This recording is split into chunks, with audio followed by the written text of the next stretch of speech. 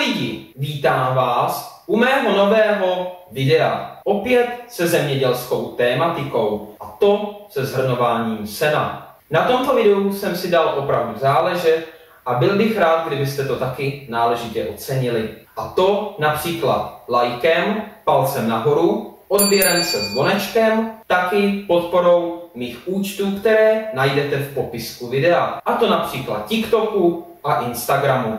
A dolů do komentářů můžete psát rady a tipy či nápady na má další videa. Nějaký ten nápad zrealizuji a do budoucna natočím. A rád vlastně ten komentář daný toho diváka vlastně ocením srdíčkem. Doufám, že tomu danému divákovi se to bude líbit.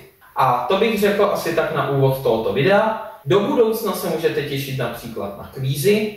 Za chvilku bude hotový už video na značky aut. Mám tady i státní hymny, další kvíz, a nebo i vlastně o různých státech a tak dále. Jo? Máte se opravdu ještě na co těšit. Do budoucna chci taky zrealizovat video o česneku. Budu tam říkat vám něco o těch odrůdách toho česneku, jak jsme se s tátou vlastně o ten česnek v průběhu roku starali. Takže tam budete mít hnojení, stříkání a příprava půdy před sázením. I samotné teda sázení. Já už to nebudu dál okecávat, protože by to byla asi nuda, a užijte si video. Pohodlně se usaďte. Začínáme.